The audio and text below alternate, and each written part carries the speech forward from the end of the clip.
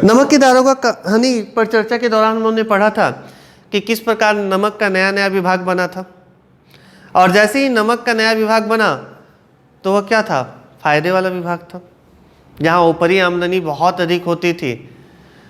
तो जब बंसीधर नौकरी की तलाश में निकलते तो पिता की नसीहत पिछले दिनों हम लोगों ने पढ़ा था क्या उन्होंने दिया था। तो कहीं ना कहीं एक पिता के द्वारा जो ये नसीहत दिया गया था अपने बेटे को ऊपरी आमदनी के लिए कतई उचित नहीं था। तो बंसीधर क्या होता है, पिता का ये उपदेश सुनकर नौकरी के लिए निकल पड़ते हैं, और इस पूरे संसार में उनका जो धैर्य था, उनका अपना मित्र था, उनका धैर्य जो था वो उनका मित्र था, बुद्धि जो थी उनकी पथ प्रदर्शक थी, और आत्मावलंबन ही अपना सहायक था। देखिए बार बार यहाँ पे इसलिए इस विषय को उद्घाटित किया गया है कि धैर्य हमारे लिए बहुत जरूरी है। कई बार हम मनुष्य क्या होता है कि जब कठिन स्थितियां या विपरीत परिस्थितियां हमारे सामने जब आती हैं हम अपना धैर्य खो देते हैं। तो बोला गया यहाँ पे धैर्य को अपना मित्र बनाइए। बुद्धि यानी जब भी कोई आप काम करने जा रहे हैं तो उसके बारे में पहले आप अच्छी तरह से सोच लीजिए कि आपके द्वारा जो वह कार्य किया जा रहा है वह उचित है या अनुचित है। तो आपकी बुद्धि ही आपका सबसे अच्छा पथ प्रदर्शक है, मैंने आपको सही रास्ता दिखाएगी। पथ का अर्थ है रास्ता, प्रदर्शक मैंने दिखाने वाली। और तीसरा क्या बोलते हैं, आत्मावलंबन ही अपना सहायक था। मैंने सबसे ज्यादा जरूरी है कि आप खुद आत्मनिर्भर बनिए, दूसरे के ऊपर निर्भर होने की जरूरत नहीं है। जो निर्णय लेना है वो निर्णय आपको लेना है।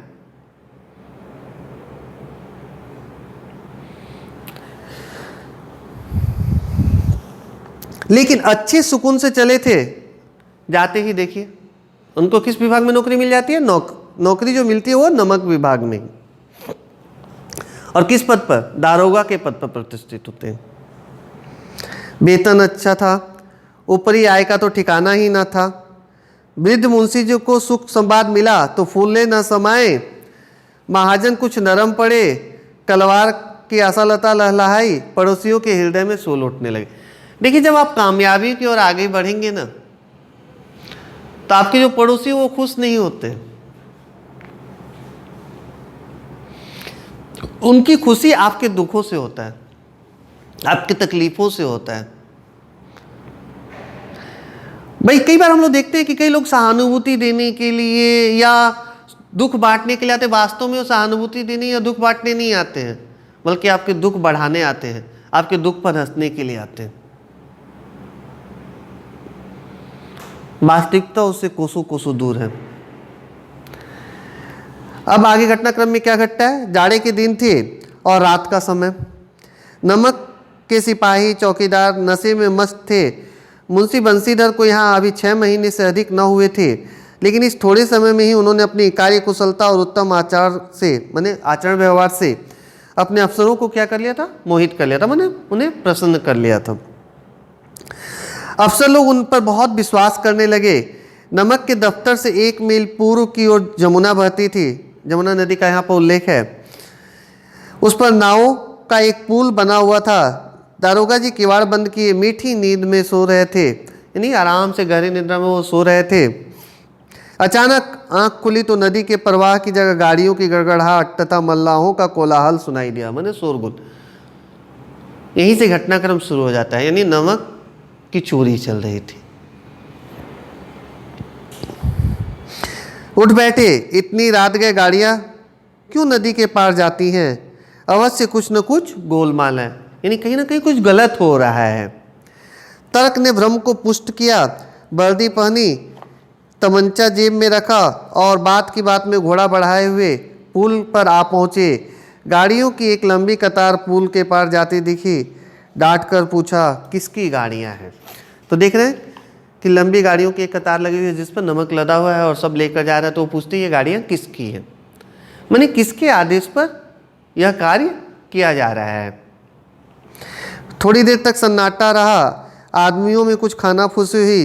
तब आगे वाले ने कहा पंडित अलोपीदिन की। यानी ये जो गलत कार्य जिसकी देखरेख में किया जा रहा था वो व्यक्ति थे पंडित अलोपीदिन। कौन पंडित अलोपीदिन? दातागंज के, माने वो दातागंज के रहने वाले थे। मुंशी बंसीधर चौके पंडित अलोपीदिन इस इलाके के सबसे प्रतिष्ठित जमींदार थे। देखिए यहाँ पे एक और प्रश्न चिन्ह लगा दिया है प्रेमचंद ने। किन व्यक्तियों के ऊपर? प्रतिष्ठित व्यक्तियों के ऊपर, सम्मानित व्यक्तियों के ऊपर, कि जितना काला कारोबार होता है, गलत कारोबार होता है, तो कहीं ना कहीं उसमें उच्च वर्ग या बड़े लोगों की या अमीर लोगों की ही भूमिका होती है, या उन्हीं की छत्र छाया में या उन्हीं की देखरेख में ये सारे कार्य किए जाते हैं। लाखों रुपयों का लेन देन करते थे। इधर छोटे से बड़े कौन ऐसे थे जो उनके ऋणी न हो। व्यापार भी बड़ा लंबा चौड़ा था, बड़े चलते पुरजे आदमी थे। अंग्रेज अफसर उनके इलाके में शिकार खेलने आते और उनके मेहमान होते। 12 मास सदाव्रत चलता था, माने 12 महीने उनके यहाँ खाना पीने से लेकर उत्सव कार्यक्रम, ये सभी कार्यक्रम चलते थे। तो कहीं ना कहीं बंसीधर को भी विश्वास नहीं होता है कि अलोपीदिन ऐसा कार्य कर सकते हैं। मुंशी जी ने पूछा गाड़ियां कहाँ जाएंगी? उत्तर मिला कानपुर। लेकिन इस प्रश्न पर कि इनमें क्या है, सन्नाटा छा गया। दारोगा साहब का संदेह और भी बढ़ा। कुछ देर तक उत्तर की बाट माने राह, प्रश्न जो उन्होंने पूछा था उसके उत्तर के लिए कुछ देर तक इंतजार करते रहे। फिर जोर से बोले, तुम सब क्या गूंगे हो? हम पूछते इनमें क्या लदा है? जब इस बार भी कोई उत्तर न मिला तो उन्होंने घोड़े को एक गाड़ी से मिलाकर बोरे को टटोला, तो उनका जो भ्रम था, जो शक था, संदेह था, वो दूर हो गया। क्या था उसमें? सभी में नमक लदे हुए थे। पंडित अलोपीदिन अपने सजीले रथ पर सवार कुछ सोते कुछ जागते चले आते थे। अचानक कई गाड़ी वालों ने घबरा हुए आकर जगाया और बोले, महाराज दारोगा ने गाड़ियां रोक दी हैं और घाट पर खड़े आपको बुलाते हैं।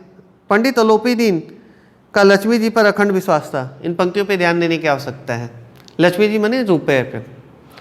उनको विश्वास था कि रुपए के बदौलत, रुपए के दम पर वो जिसको भी चाहे खरीद सकते। मानी कहीं ना कहीं उनको ये अहंकार हो गया था कि मेरे पास जो धन दौलत है उससे मैं सत्य, धर्म, कर्तव्यनिष्ठता, ईमानदारी सबको खरीद सकता हूं। वह कहा करते थे कि संसार का तो कहना ही क्या, स्वर्ग में भी लक्ष्मी का ही राज्य है। उनका यह कहना यथार्थ ही था। न्याय और नीति सब लक्ष्मी के ही खिलौने हैं। पंक्तियों को रेखांकित कर लीजिएगा आप लोग, बहुत महत्वपूर्ण पंक्तियां हैं ये, कि न्याय और नीति सब लक्ष्मी के ही खिलौने हैं। और ये वास्तविकता भी है, यथार्थ ही है, भले ही हमें कड़वा लगे, लेकिन सत्य यही है कि जहां धन दौलत होता है, जहां ताकत होती है, जीत उन्हीं की होती है। उन्हें वह जैसी चाहती है नचाती है। लेटे ही लेटे गर्व से बोलो, चलो हम आते हैं। यह कहकर पंडित जी ने बड़ी निश्चिंतता से पान के बीड़े लगाकर खाए, क्योंकि उनको विश्वास था कि मैं रुपए दूंगा और बंसीधर जो दारोगा है, नमक के विभाग पर जो इस पद पर वो कार्यरत है, उनको मैं आराम से या आसानी से खरीद सकता हूं। लेकिन मैंने बार बार आप लोगों को कहा है कि सत्य और धर्म की जीत हमेशा होती रही है और हमेशा होती रहेगी। हो सकता है कि उसके लिए हमें इंतजार करना पड़े, हो सकता है उसके लिए हमें कठिन परिश्रम करना पड़े, या कई कठिन परिस्थितियों से भी गुजरना पड़ सकता है। हमसे ऐसा कौन सा अपराध हुआ कि गाड़ियां रोक दी गई? हम ब्राह्मणों पर तो आपकी कृपा दृष्टि रहनी चाहिए। बंसीधर रुखाई से बोले, सरकारी हुक्म है। पंडित अलोपीदिन ने हंसकर कहा, हम सरकारी हुक्म को नहीं जानते और ना सरकार को। मैंने देखिए किस तरह से ऐसे लोगों को बातचीत करने की भी एक शैली अलग होती है। हमारे सरकार तो आप ही हैं, हमारा और आपका तो घर का मामला है, हम कभी आपसे बाहर हो सकते हैं। आपने व्यर्थ का कष्ट उठाया, यह हो नहीं सकता कि इधर से जाएं और इस घाट के देवता को भेंट न चढ़ाएं। मैंने उनकी तुलना देवता से कर देते हैं। मैं तो आपकी सेवा में स्वयं ही आ रहा था। बंसीधर पर ईश्वरी की मोहिनी बंसी का कुछ प्रभाव न पड़ा। ईमानदारी की नई उमंग थी। कड़क कर बोले, हम उन नमक हरामों में नहीं हैं जो कौड़ियों पर अपना ईमान बेचते हैं। बोले, मैं अपनी ईमानदारी नहीं बेच सकता आपको। आप इस समय हिरासत में हैं, आपका कायदे के अनुसार चालान होगा। बस मुझे अधिक बातों की फुर्सत नहीं है। जमादार बदलू सिंह, तुम इन्हें हिरासत में ले लो, मैं हुक्म देता हूँ। और अपने वो सिपाही को आदेश देते हैं कि वो अलोपीदीन को गिरफ्तार कर ले, क्योंकि किसी भी स्थिति में वह अपनी ईमानदारी से समझौता नहीं करना चाहते थे। तो आज की कक्षा में यहीं तक। अगली कक्षा में हम लोग फिर इस विषय को आगे पढ़ेंगे। धन्यवाद।